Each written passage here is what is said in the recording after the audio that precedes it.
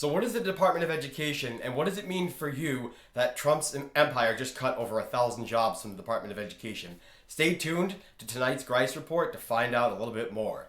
So let's dive right in. So I'm sourcing this information tonight from ed.gov, which is the official resource of the Department of Education through the government. Now, one of the things people don't really know is what goes on behind the scenes. A lot of people are dealing with the Department of Education when they're filling out a FAFSA, getting a student loan, going to college. That's kind of how we all know what the federal DOE does, right?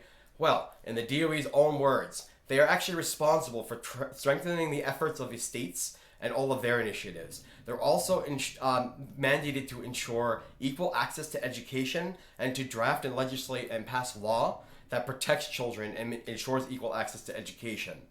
Something new that I've noticed lately, it actually says now that the whole point of the DOE is to increase the accountability of the states to the president. I haven't really checked the website very frequently before this, as even though I'm a teacher, I never really had cause to go on the website very frequently. However, if this is a new addition, that's pretty disturbing. So their main focus for K-12 schools, meaning kindergarten to 12th grade, that's going to be funding and law. So think about what that means, that they're cutting 1,100 jobs. So according to NBC News, the U.S. Judge Myung-Jun wrote as far back as May 22nd, when all this first started, that it's an attempt to dismantle the Department of Education without Congress by way of funding. So they're going to be cutting jobs, cutting funding, destroying the entire enterprise of education.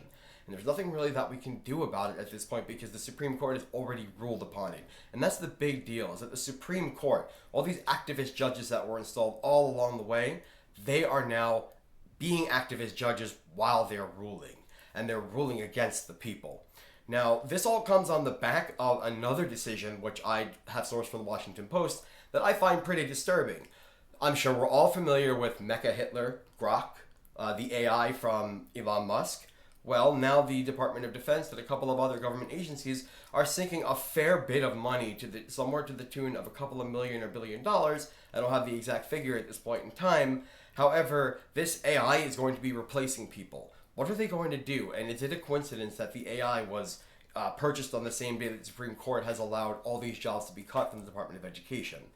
Stay tuned, because we'll be keeping our ear to the ground, we'll be keeping our eyes to the websites and figuring out what's really going on and unpacking what all this means for you. I am an educator, as you know, and I'm going to be reporting on everything dealing with healthcare and education as much as possible that the administration is doing so that I can provide you with the most up-to-date information.